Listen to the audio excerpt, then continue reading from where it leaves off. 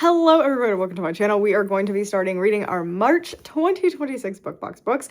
I didn't think I was going to be doing this early, but I'm like feeling really motivated to try and get through these books and try to catch up to where we are. So we can like decide if we want to keep these subscriptions, because we've already canceled Fairyloot. Like I talked about before, we are making some changes to the book box videos where I am not reading every single thing that I get.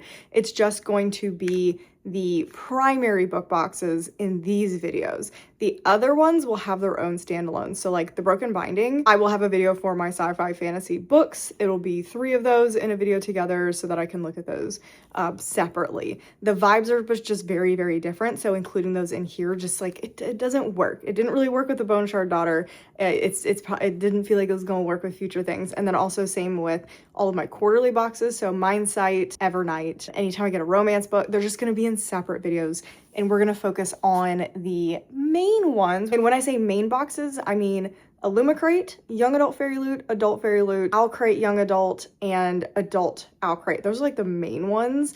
I'm still deciding what to do about Romantasy Fairyloot. I don't know if I'm going to throw those in these videos or give them their own separate ones. I originally was just going to throw them in, but I think I might make them separate as well. We'll see. That might be if I'm doing well in the video and I want to throw it in, that might happen. That'll keep us down to about 4 to 5 books every single month for these videos. And I think that is way more doable than doing all my book boxes in a single video, because that's a lot. And I think that is just way too much. No, we're not doing that. It's way too much. So anyway, for this, we are doing March 2026. So we're getting there. It is June. I am hoping to get to both April and May in July, and then it'll kind of catch us up. So anyway, we have the March picks, and I did already put them in order of what I think I'm going to like. So I have based this on previously reading authors, which I've only read this one. I have based it off of that. I've based it off of Goodreads ratings and vibes and like kind of what people are talking about. This is not a great stack of books. Like I am going to tell you right now, I am not excited about this stack. It just does not seem like a group of books that I'm actually going to very much enjoy. This was definitely an example of a month where I let FOMO definitely take over. I really should have skipped probably the last Starborn Seer because of the ratings that I've seen, and I'm not interested in the vibes of it. And then I also don't like Kelly Andrew books, and I got 2 of them. So I do think it's a situation of I should have skipped, and I chose not to. Also, this Fairyloot Gravewood, I do believe, is from a later month, but I'm using it as representative instead of using the smaller Owlcrate one, which was actually this month's. But anyway, so we have Her Hidden Fire, which I believe is the young adult Fairyloot. The Gravewood, which is, I'm going to say, because it's Owlcrate's pick, I believe that is young adult Owlcrate, because I think I skipped adult Owlcrate. I have to double check. And then this is the adult Fairyloot Last Starborn Seer, and then Aisha is Illumicrate. So this is the order I think I'm going to like them, but I don't think anything's going to be higher than like a 3 maybe. So the Her Hidden Fire is just like a generic fantasy seeming, so I think I'm going to enjoy this one the most. Then the Gravewood is a vampire story, so if I'm going to enjoy a Kelly Andrew, I would enjoy a vampire story, so that's second. Last Starborn Seer has terrible ratings, and I don't love the vibes of this type of story, so this is lower. And then Aisha, I've seen terrible things about. I probably should actually, you know what, let me swap these two, because Aisha is female rage, and I like a female rage story, so I think that makes more sense. I've seen worse ratings for this one as well, too. I think this is going to be my ranking, and I do think we're going to start with Aisha, because these 2 are the 2 that I'm least excited about, but Aisha's one that I think I could like. And I like to start these videos with something I potentially could like, but might not be my favorite. So I don't want to start with Her Hidden Fire, because that could be the best one of the video, and then that would be disappointing for the rest of the video. So we're gonna start with Aisha. This is like a female rage story where we're following our main character, Aisha. She's living with her family in, I believe it's like Moroccan inspired, or actually Morocco. It has been colonized. She, along with the rebels, are trying to fight against this group. So it's all about female rage. I'm really excited about that, to see what this is about. It is also a little bit shorter than what I feel like normally Illumicrate picks are. But yeah, we'll see how good this is. But yeah, we're just gonna get right into it. We're gonna get right into Aisha and see how I feel about it. I actually have a couple of updates, and I feel a little bit bad because I did end up reading an entire book and not updating while I was reading it because it was just one note. Like, the book was one note throughout the whole book, and I actually really liked it. It was a very, like, here is just this storyline. Like, there is nothing overly complicated about it. There's nothing that you need to work to really figure out. It really felt like a character study and a study about how these colonized areas and these colonized people are treated. And it was just like a really, really good story. It's definitely a bleak story. It's a bleak story, but it felt very real compared to some other things that I might read that are, because a lot of books that you read, they're about rebellion. Like, a big point in books, and this is kind of the argument about books being political. Books are pretty political because they are generally about rebellion. This is a perfect example of that. This is all about an area that has been occupied and is, these colonizers are trying to come in and change everything about them. They have outlawed their religion. And so this is a very political book. This is all about taking back who you are, taking back the place that you live in. And so I just really enjoyed this simple yet complex and heart-wrenching story. It didn't try to trick you with anything. It didn't try to make anything whimsical. It did not try to hide the despair and the brokenness that was going on with these characters. It really explored the depths of what people go through in a situation like this. And it was rough. It was bleak. This book is incredibly bleak. This is not for the faint-hearted. Like, it was gory at times. It was heart-wrenching. It was just really sad. I mean, that's what it comes down to. It's really sad. This is not a happy book. There are moments of hope, like extreme hope. It ends on a hopeful note, but it's bleak. It's bleak. If you don't want to read something that is absolutely devastating, I would not recommend this. If you want to read something that feels more realistic in a situation like this, I would recommend this one. So I actually ended up giving this a 4-star. I thought it was really, really good. I don't know if I would have put this in a book box necessarily, just because it does have a lot of trigger warnings. It is a very bleak book that I do think people should kind of be aware of what's going on in this book if they want to pick it up. Like, I think the message is fantastic and everyone could use this message. This is definitely not going to be a book for everybody based on the more gory side of things and what happens at the end. Like, there's going to be a lot of unhappy people with kind of how the story ends for certain characters, if that makes sense.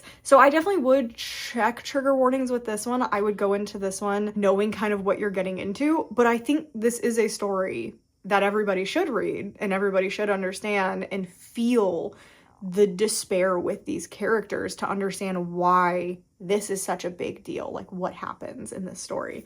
So I liked it, so I'm very happy that I ended up getting this one. This actually was a book I almost skipped, and I let myself be talked into thinking I wasn't gonna like it because of Goodreads. Goodreads does not like this book. This is like a 3.5 or something like that, and so I kind of was talking myself into thinking, oh, I'm not gonna like this one. It's why I read it first. I didn't think I was gonna like it. I really, really enjoyed this one, so I would recommend this one as long as you are aware of some of the subject material in this one. So really enjoyed it. So that is one book down, but we also have an update for our second book. So this is the other one that I wasn't exactly sure about because this one's got like a 3.25.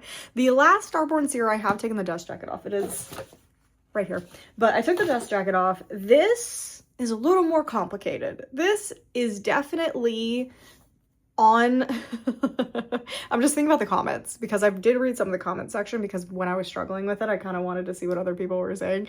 The comment section is wild. Like, it's the Wild West for this book. But we were following our main character, and this is definitely more of an epic style fantasy. It's definitely going to have like romantic qualities. Like, there's definitely already romantic interest, but this is a very uniquely built world. So this is definitely more epically built. There's a 30-page glossary on her website. Like, it literally says in here, for a full glossary, go to the website. And I was like, oh, it can't be that long. It's 30 pages. It's 30 pages. There are so many different terms, so many things that are very closely named too. That is very confusing. There is an intricate world where you have to actually know who certain people are and what other countries do. It's not explained the best, unfortunately, but it is there. Like, there is the world. I just think this is very ambitious. It's very ambitious. I'm 144 pages in, And this is a almost DNF chapter by chapter kind of situation because I'm not disliking it, but I'm also not loving how the story is told. I do think it is lacking a lot of story building. When you have something this intensely built, when I am actively trying to figure out what is happening and I'm struggling to keep up with what is happening, even reading the glossary over and over and over again, I do think you really need to... I almost would have preferred, like, normally I don't like information dumping. I almost would have preferred like 5 chapters at the beginning of this just telling me all the information I needed about this world, because I'm just very confused about certain things. Like, stuff is kind of trickled to you a little bit to the point where you're like, wait, we're bringing up this group of people, but we don't know anything about them yet. And then like 5 pages later, then it'll tell you some information. So while you're reading it, you're just a little bit confused about what is going on. And then it'll kind of explain a little bit and you're like, oh, wait, let me go back and reread this then, because it was explained later, but I kind of needed the explanation before we talked about this stuff. So it just, it's formatted a little weird. I understand the rating because it is comprehensively very difficult to follow. And I think it's because of the way it's written and because it is just a very different style of epic fantasy. So like when you have a Brandon Sanderson book, when you have, I know it's just easy, it's easy. I haven't read a lot of epic fantasies, okay? When you have something like Mistborn or Elantris, I didn't need a glossary for anything. It was very, here's everything, here's what's going on, etc. This almost has too many things named similarly. Like there's Star Touch, Stardust, Starstone, Star People. It's like, it's too much. It's too much, too quickly, and it's too similar. Like, that's really what it comes down to. It's way too similar. And we already have, like, so many characters, and there's a plague, and there's death, and there's a different type of plague where some people are star-touched, but, like, why are they star-touched? And why do people hate them that they're star-touched? There's just so much intricacy in this that isn't explained very well. I see the genius behind this. That's the thing. I see what this book was trying to do. And that's why I'm struggling DNFing it, because there's a part of my brain that's like, I want to know how this goes. Like, I want to know if this book can bring it back in, can bring it back together, can really focus and give us a good plot. Because right now it is struggling with the plot line because it's just bogged down so heavily with everything else in the world that you're just kind of like, ugh, like the plot really hasn't started yet. Like we're 144 pages in and there really is no plot. It's a lot of just political maneuvering, but the politics are really hard to understand because you don't fully understand the world because it's not explained super well. And a lot of that explaining is relying on the glossary, but the glossary is not, in my opinion, a complete glossary because you don't have the countries listed out, you don't have people listed out, you don't have everything listed. Like when you have a 30-page glossary, I do expect to have everything in there that I can reference. And I think if we had a location glossary as well as a person glossary, I think that would have helped my enjoyment a lot because I'm struggling a little bit, especially with the countries in the area. So it's following our main character and she is a star-touched person. This could be so hard to explain. And she is trying to solve this plague. It's called the Sickening. So there's the Sickening that has fallen upon this world and it is creating mass chaos. People are dying and her mother is also sick. And so she wants to stop the Sickening.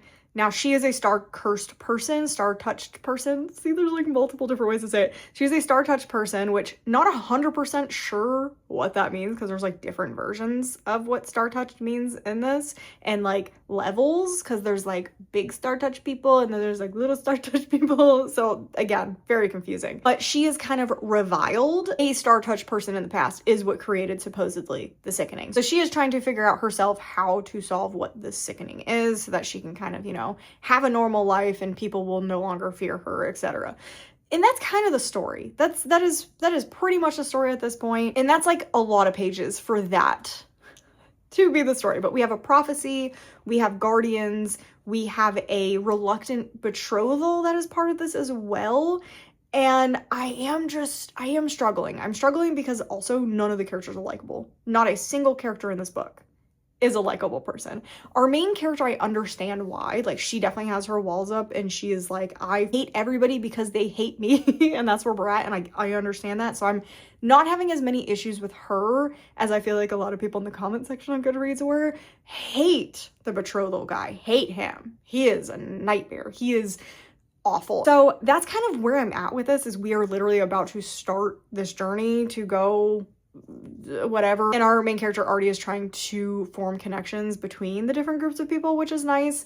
Obviously the betrothed guy is not. He's making everything worse, so he is just a nightmare to deal with. He's absolutely a nightmare. So we're about to go on a quest. Does seem like it's a quest book.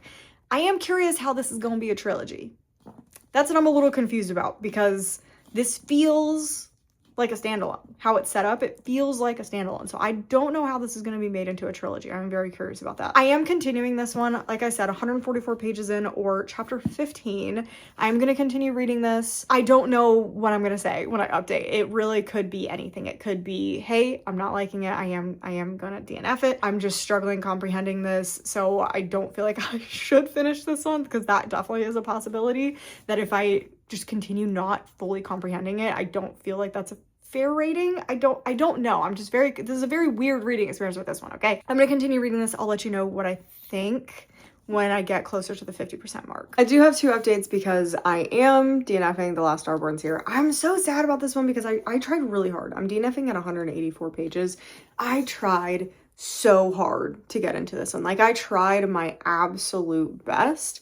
I don't think I could have tried any more to get into this book or understand the plot and like what the author was trying to do. I can't continue it anymore. I get why the ratings are so low. And it is sad because I do see what this author was trying to do. I just think everything was overly complicated and the author didn't necessarily understand how to write this story, even though they were trying really, really hard. They were trying really hard. The glossary, they were trying their best. I just don't think this book worked. I don't think it worked. So I am DNFing at 184 pages. And now I have a dilemma. I have a dilemma because I did start The Gravewood and I want to DNF this so badly. I want to DNF it so badly, but I keep going back to it. So I am going to say this is a DNF, but this is one that I may finish by the end of this vlog. It's one of those. I don't know.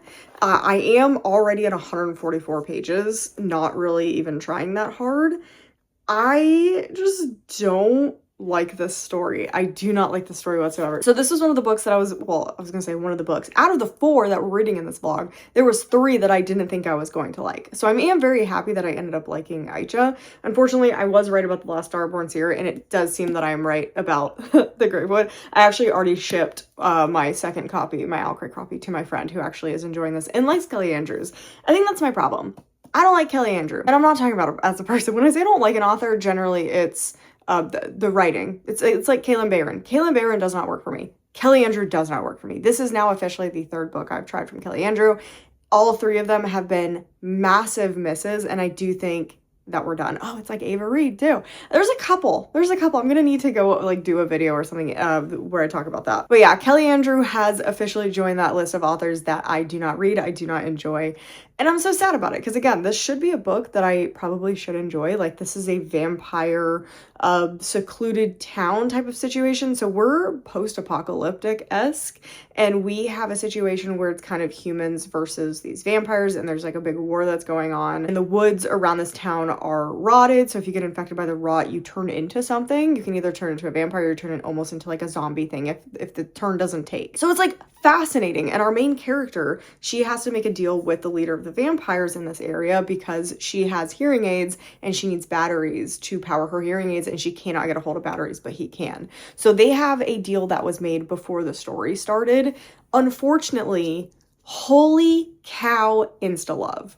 Oh my god, the insta-love is insane in this book. It is the worst insta-love I think I have ever read. It is that bad. It is his obsession with her started before like the book even started. Like, he is obsessed. The vampire is obsessed with her, and the scenes between them are so cringy. And it's sad because I'm actually enjoying some of the scenes. I'm enjoying the fight scenes. I'm enjoying the scenes where she's trying to figure things out. Although she keeps not listening. That is another thing that is happening. She keeps not listening, and it's driving me nuts, because if she just were to listen, everything would go a lot better. But she refuses to listen to anybody, and it is making me want to yeet the book across the room. And I'm just so sad, because I actually do like the Under the Dust jacket. Like, that is so gorgeous. Like, I love how that looks. Hate this.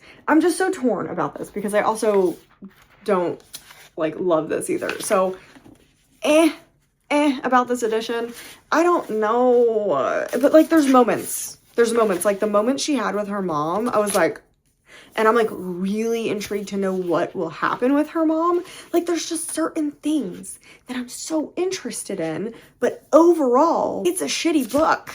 It's like so bad. Like, this is actual ass. Like, I do not understand how this got published. It's so, the writing's not bad, but like the romance so brings this storyline down. I wish this romance did not exist. I'm so annoyed. So anyway, I don't know what I'm doing with this one, because again, I'm intrigued enough, but this is going to be a 1 or 2 star. Like, this is a 1 or 2 star book.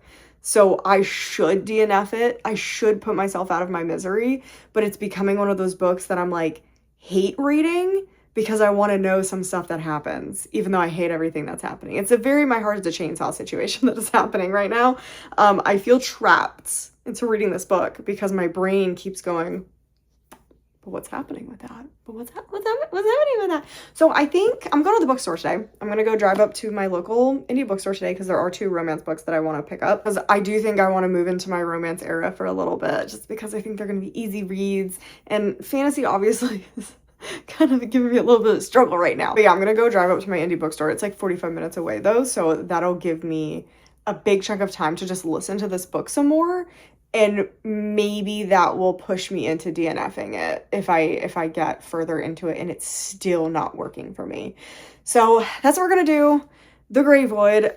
Next time, all we have left is her Hidden Fire. So if I do DNF the Grey Void, do expect an update for her. God, it's so pretty. It's so pretty. Do expect an update for her Hidden Fire with the DNF of this, but I don't know. I really don't know what's going to happen with this one. So it'll pretty much be a toss-up what you see next. I've officially finished the Grey Void, and should have listened to myself and DNF'd it. I really should have DNF'd it, because this is getting a 1.5. We're giving this a 1.5.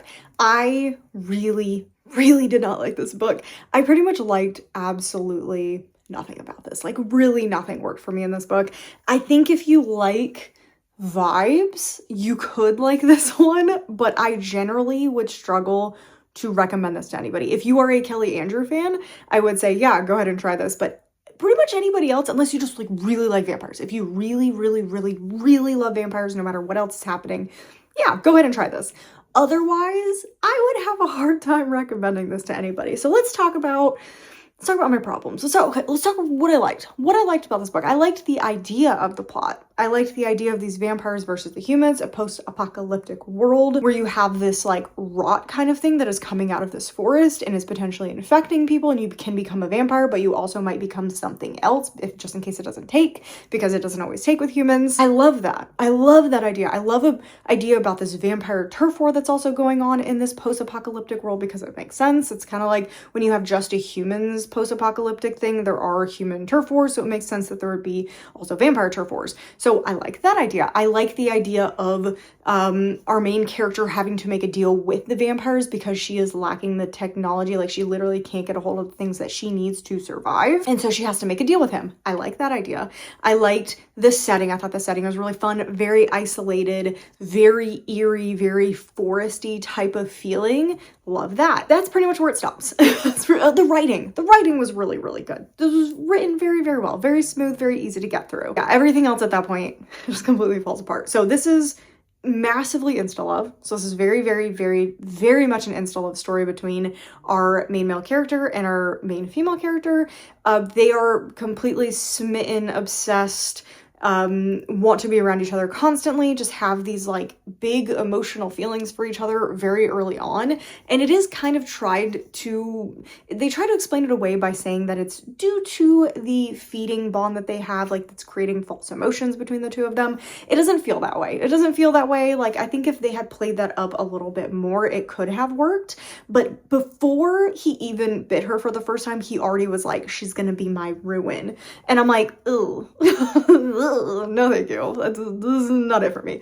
Then you have the situation that there is a definite love triangle. And I like a love triangle for the purposes of a jealousy plot line. I like our main male character who we know is the obvious romantic choice. I don't like a love triangle that has like equal corners. I don't like that. I want like a main romance and then there's like a little side tangent, but we know that's not actually where it's going. Because I love a little nothing like excessive, but I like a little bit of jealousy plot line. More like just like the jealousy where it's like little stares from across the room and he's like, why are you hanging out with that person? Like, why, do you like him? Like that kind of jealousy, like little things of jealousy. The problem with this is this has an equal triangle, but also potentially polyamory. And the thing is, I don't like polyamory. It's not my vibe. I don't care if other people like it. That is awesome for you guys. I hope there are plenty of polyamory stories for you guys. I personally do not like polyamory. I do wish that it was something that was spoiled in book series, if that is where the book is going. And in this one, there is a definite possibility. There are the vibes, especially in the last 30% of this book. There are moments that happen between all three characters that feel very polyamory vibes. And the reason I'm actually putting that in a negative is less me not liking it, because obviously if polyamory happens, it happens. It's just not a story for me. I would put that more in like, this is why I didn't like it, not why it's a bad book. I'm concerned that there is some baiting happening. I'm a little worried. I feel like I'm going to be mad if this doesn't turn out to be polyamory because of the way that this is written. It is very much written like it should be polyamory, and there should be a relationship between the main female character. All three of them. Should be a relationship between all three of them. If it doesn't turn out that way, it just feels a little weird. Feels a little icky with how you're playing the two main male characters against each other.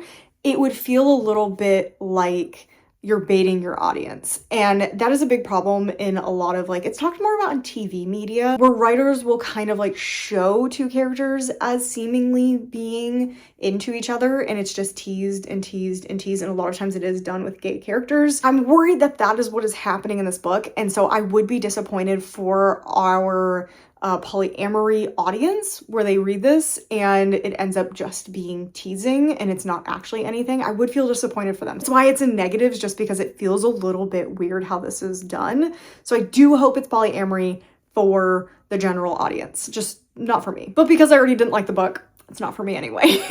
And I will not be continuing in the series. I also just don't like the plot because I don't think the plot is very good. You can't really tell me what the plot is. I feel like we're trying to find somebody in this plot, but it takes such a backseat to the romance, especially between, like I said, there is dual POV in this. They are seemingly the main romance. So everything takes a backseat to this romance.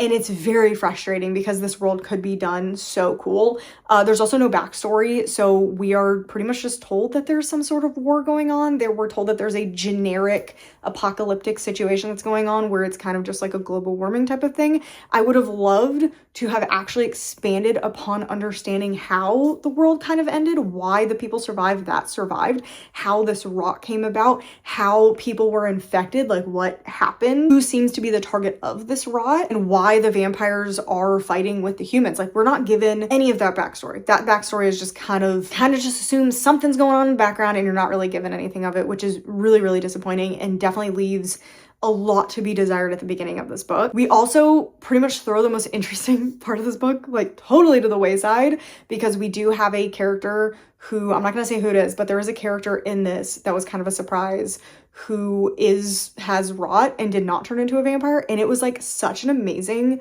moment, and I thought we were going to do a lot more with that.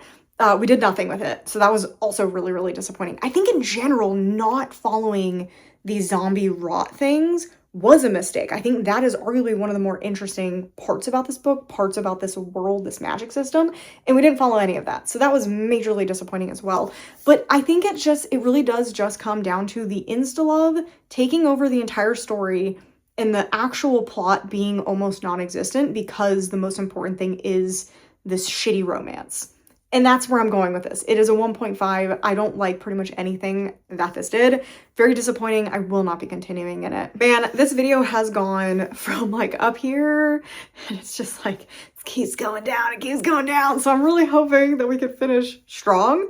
Hoping we can finish. I really hope we finish strong because this is a gorgeous cover. I will be devastated if I do not get to keep this. This is so beautiful. Her Hidden Fire. Ugh, it is so gorgeous. It is so gorgeous. Everything about this book is so pretty. Like, it's amazing. So I am really, like I've done with all these books, so I have tried so hard in this video to get through or read or like every single book, and it's failed twice, which does make me like, I feel better about it though, because it's like I really tried with all these books and I still didn't like these books. So that's real frustrating, but at least I tried. Yeah, so we're going to Her Hidden Fire. This is a dragon fantasy story. That's pretty much all oh God, look how pretty it is. That's pretty much all that I know about this one, but fingers crossed we like it. Hopefully the best. Maybe this could be a 5-star. This could be a 5-star. So we're going to take our time with this one. I actually have gotten through this video really fast because I was just in the mood to read what was in this vlog, weird enough, since it was the one I was the most afraid of. But yeah, we're going to take our time with this. We have plenty of time to read this for like the mini schedule, tentative schedule that I have up. So I have like 2 weeks to read this. So if I get done early, great, I'll put it up early. But if not, I got a lot of time to read this one. So hopefully we can get through this. Hopefully this is good. Hopefully, fingers crossed, 4 or 5-star here. I'm on chapter 17 or about 50% through Her Hidden Fire. And it was dicey there for a little bit at the beginning. I really was not super loving how the first about 20%, I would say 20% was going. Once we finally left like the starter area, I was good. Once we actually are at the school, I'm actually having a pretty decent time. I still don't think it's necessarily the most interesting book. Like, I feel like the characters are all characters I've read before. The plot is a plot I've literally pretty much read before recently. Actually, I just can't say what it is because the magic system in this book is a magic system that I recently read another book. And in this book, it's not a spoiler. In the other book, it is. So I can't say what the book is. So if you do, so be wary of the comments because some people might say what it reminds them of if they have read Her Hidden Fire. If you've read Her Hidden Fire and you know the magic system that I'm talking about and you know which book that I'm talking about, put like and you want to say what it is, put a spoiler and then like tab down a couple of times and then say the book and I can look at it. So I don't want people spoiled for that book if they know what the magic system is in Her Hidden Fire. But yeah, so this is following our main character who is I think she's a servant in this like very wealthy township for this like dude. I'm trying to think exactly like what they called it, but I think she works like in this, it's not a palace, it's just like a really big home, it's like a castle. She works as a servant for this wealthy family, and she is best friends / there is a romantic connection. It's not a surprise, like that's something that's there pretty much beforehand of the book. And there is like a little bit of a romantic attachment between the two of them, but they've been friends for years, of the son of the royal dude there. And the whole point of this is that in this world, there are people that have a connection to magic, and they bring in some guy to like show that they have this magical affinity. And you're only allowed to be like one of the big standing families if you have an heir or somebody that knows how to use the magic. So the point of the beginning of this book is that she knows how to use magic, but because she's from a poor family, it's not as big of a deal, kind of. but it's not like as important. Her friend though, because he's the son of the guy, he's got to have magic. If he doesn't have magic, then they're going to be like stripped of their titles and sent away. And so she's like really, really stressed about it and does something really stupid so that both of them end up going to the school together. And the school has like, you have like different levels of magic. So like the really, really powerful people are channelers, and the more like lower level magic users, like they have a little bit, they're called keepers, and they help channel magic through themselves for the channelers to keep like a steady stream going for the channelers to use magic and do things. So that's kind of like what we're doing at the school, is we're learning how to do that. Each channeler is matched up with a keeper, and just our main character is she's just pissing me off. She's pissing me off just because she's doing really stupid things, but I also don't know of anyone who would choose a different option. Like, I feel like in any book I read, if this was a similar situation given to a main character, they would also do the same thing as well. So I don't think that it's actually necessarily bad. It's just like frustrating. But I'm liking where the actual romance, I believe, is going. I'm enjoying that. It just exists. This book just exists. Like, I'm having a good enough time not to DNF it. Like, I'm just enjoying reading it. I'm probably gonna finish it this morning, to be honest, just because it's just a very generic plotline. There are really no dragons. We've seen dragons once so far in this book. I'm sure it's going to become a thing because something was... We brought up something specific with the dragons, and she was like, oh, that's a really interesting fact. And I'm like, okay, that's definitely going to get brought up later. So we were very briefly introduced to there being dragons in this world. So I assume potentially actually later in this book, or even just the second book, will have something to do with dragons, if at all. If at all. But it's definitely not as dragon forward as I was thinking for some reason that it was going to be. I don't know why, but I really thought this was a dragon book. And again, it could be later, but as of right now, 53% in, it is not a dragon book. It is kind of just our main character is trying to juggle a bunch of responsibilities at one time and not get caught, which is why it's kind of fascinating. And like I said, I do like the romantic interest. He's actually a very interesting character compared to the other characters in this story. So I am sitting at a 3 with this one, but it's like it would be closer probably maybe to a 3.5 because I am enjoying stuff that's happening, but it kind of just exists. Like, there's nothing special about it. There's nothing that is making me like, oh my God, I have to read this now kind of thing. It's kind of there. And you know what? After reading The Gravewood, it's kind of nice. It's kind of nice. If I was reading this after reading a 5-star book, I do think it would be closer to a DNF and much more disappointing.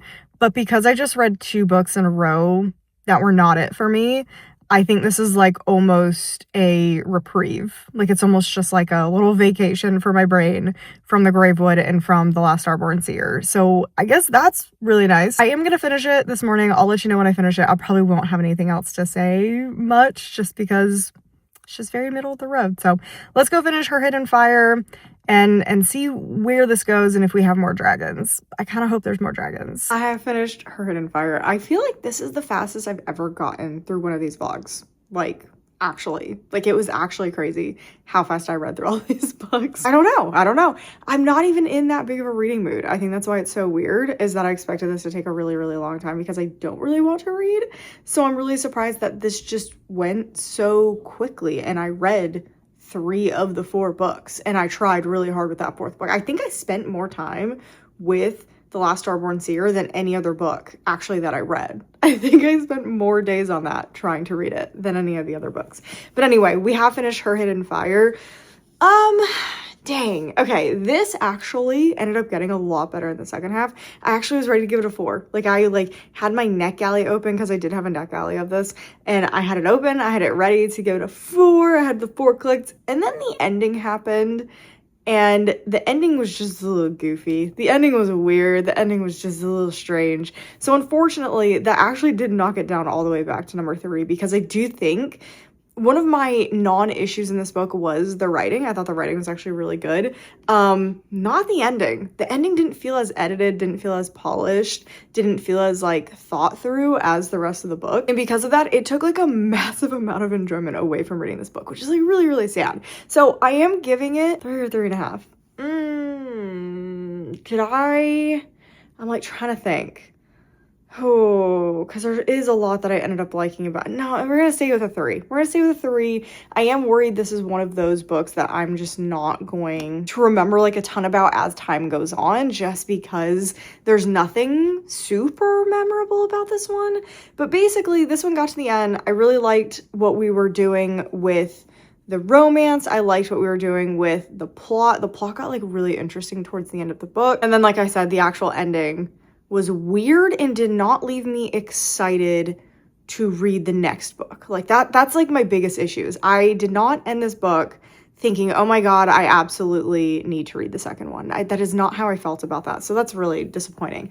There are dragons. It's still not as like many dragons or as much dragon heavy as I kind of went into it thinking, but there is dragons in this. So that was something that happened, I think like 5 pages after I talked to you last time when I said, oh, there's no dragons. It was like literally 5 pages later. The dragons kind of showed up a little bit. Again, that was also a little weird, that little section. It was just a very small section. It was kind of strange, but it made sense for the end of the book. But again, I don't think the end of the book was like that super well plotted out with the dragon stuff. I do believe that we will be getting a lot of dragons in book 2 though. I am going to read the second book. I am interested to see what happens in the second book.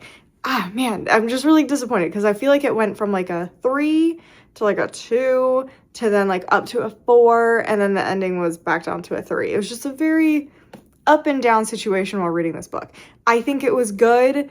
I would not go out of my way to pick this one up. I still think it is a very generic fantasy. I do like some of the topics they discuss, but I think you could probably get more out of a different fantasy story. I would say pick this up if you are really into like, I don't know, even if Irish folklore, but just like the Irish naming system was really cool. If you are really interested in that, I would pick this one up. But generally, I would say if you have it, read it. If you don't have it, don't really bother. It's fine. So that is everything that we read in this. Let's go over what we did. So this is actually going to be crazy, but this is my thoughts on the reading order. This is what I liked from worst to best. Nothing amazing this episode. I did have the surprise with Aicha. However, it still wasn't like, oh my God, amazing. Like, this is such an amazing book. It was good. It was good. It was entertaining. Again, wasn't something that I'm going to be like, oh my God, everyone has to read this. Like, nothing in here was that. I'm also putting the DNF above the Gravewood. Because my issue with The Last Starborn Seer, I know I couldn't finish it. I know. However, I think I would have rated it a 2 if I had finished it. The Gravewood is like a 1.5. And I think I enjoyed my time, what I read of the Starborn Seer, more than my time reading the Gravewood. But the Gravewood was just easier to get through. And I was stubborn at that point because I didn't want to give up on it when I should have. I think I made it like 180 or 200 pages into The Last Starborn Seer. And this one, I wanted to DNF on chapter 1. So it was just pure stubbornness that got me through the Gravewood. So anyway, this is our order of what we liked to what we didn't like.